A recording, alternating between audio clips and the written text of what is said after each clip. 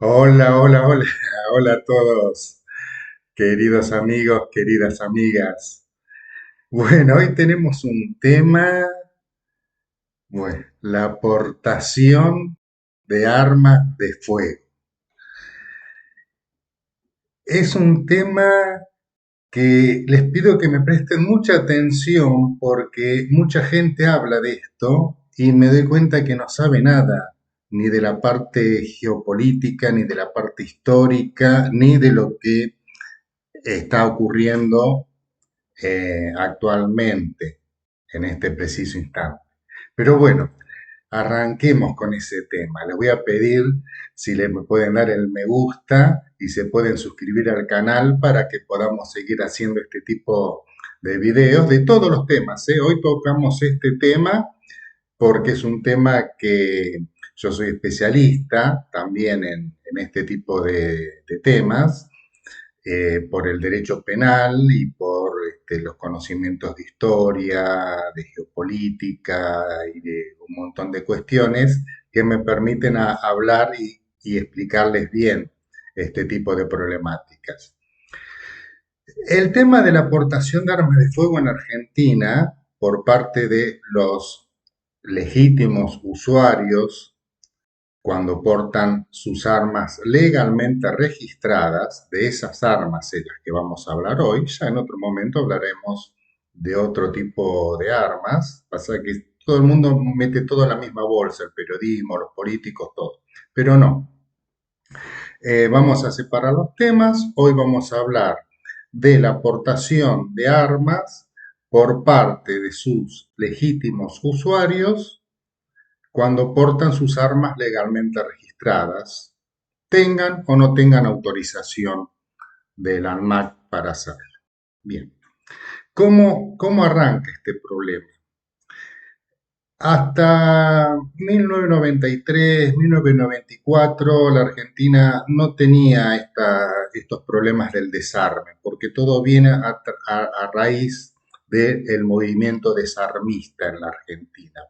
¿Cómo surge el movimiento desarmista en la Argentina, precisamente? Entre los años 1993 y 1994 se constituye la Unión Europea.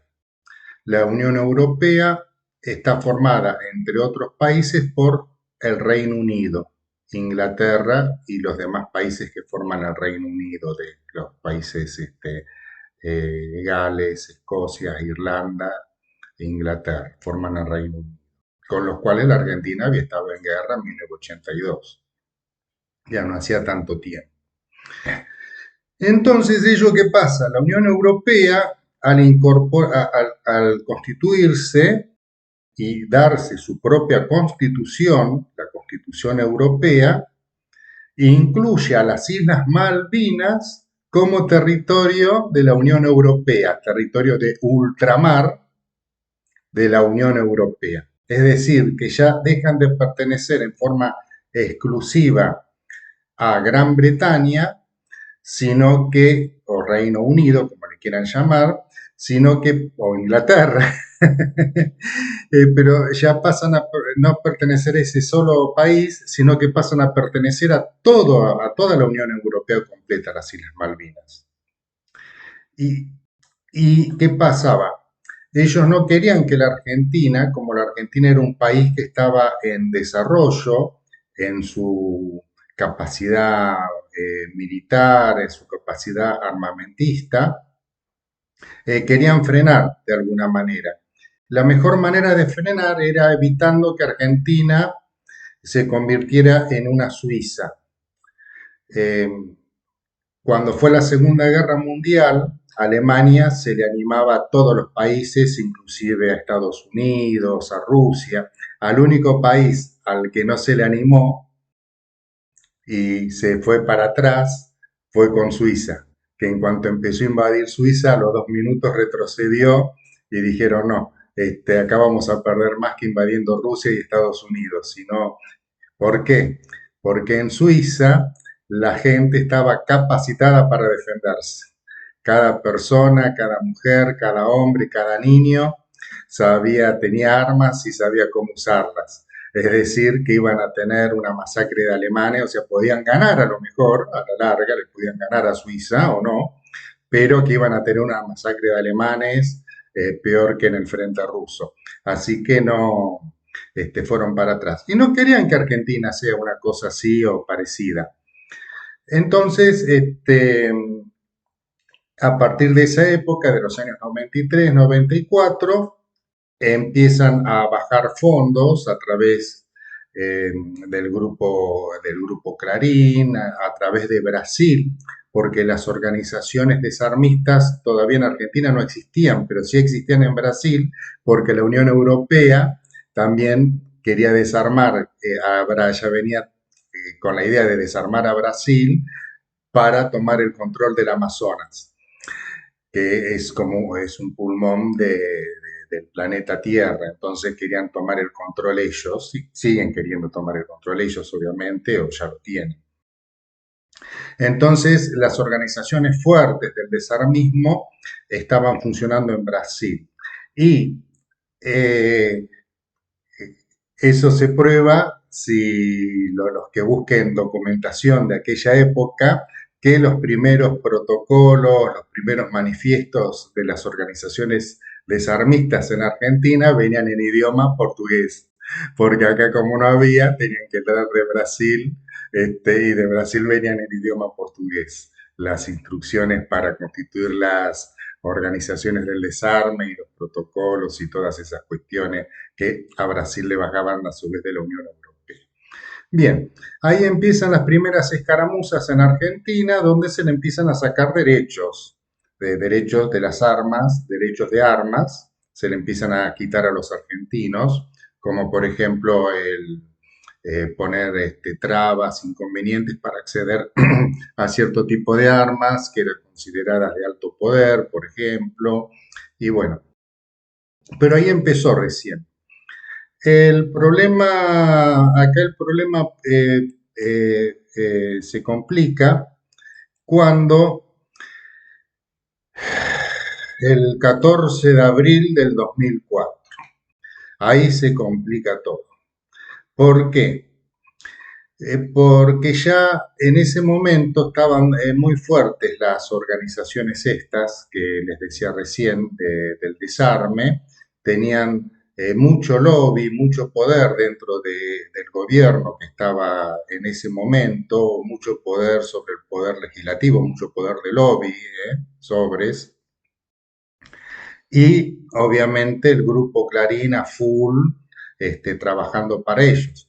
Recuérdese que en aquel entonces, el 14 de abril de 2004, todavía no se había producido el divorcio entre el gobierno de Néstor Kirchner y el grupo Clarín. En ese momento estaban en plena luna de miel.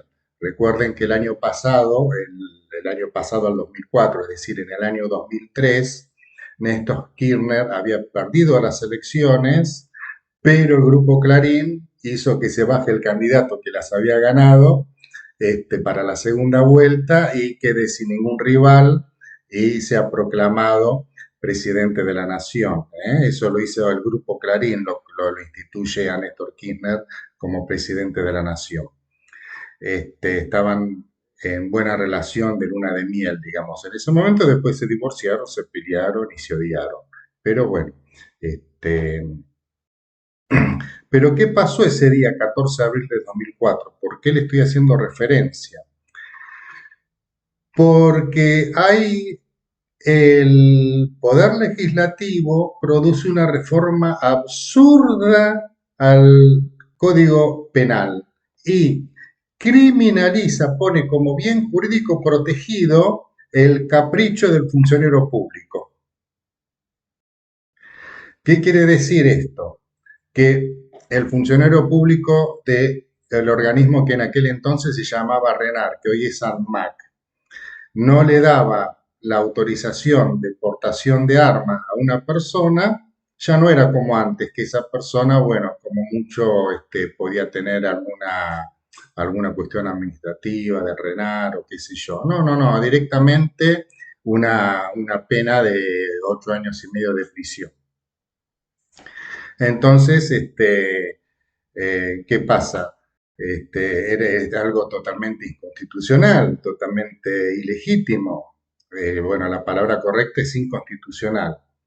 Y al mismo tiempo, en esa maniobra de pinzas, se le quitan las autorizaciones de las franquicias, se llaman de portación de armas, a una gran cantidad de gente. Se la dejan solamente a los amigos. Recuerden el caso de un amigo de ellos, no me acuerdo si era piquetero, sindicalista, que era, que tiró en el medio de un acto en la quinta de Perón en San Vicente, tiró un montón de tiros con armas de guerra contra un paredón en medio de toda la gente y bueno, nadie le dijo nada porque no, nadie salió herido porque tiró contra el paredón, pero bueno, así a un borracho loco le daban la aportación de armas, pero a una persona capacitada, una persona seria, qué sé yo, esa no, no se la daban, sino no era de la organización política del gobierno.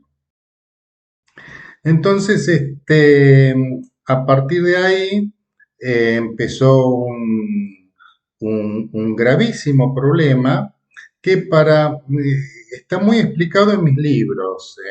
Ustedes ya conocen mis libros, Derechos de Armas en Legítima Defensa, está muy explicado. Estoy viendo si ahora este año que inició, si hacemos una tercera edición.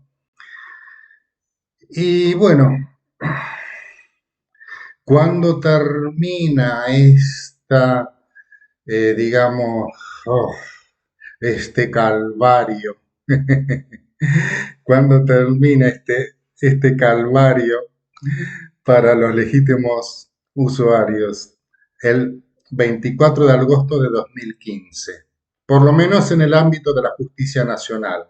Hay el Tribunal Oral en lo Criminal número 17 de la Justicia Nacional de la República Argentina, decreta que es inconstitucional bueno, no voy a hablar de párrafos, de incisos, de artículos, pero bueno, declara inconstitucional el artículo, el inciso, el párrafo que criminalizaba la, o que criminaliza, porque está, o sea, la ley sigue estando, la declara inconstitucional la justicia, pero la legislación sigue estando y es declarada inconstitucional por el Tribunal Oral 17 de la Justicia Nacional. ¿eh? Así que bueno, ahí termina esa historia.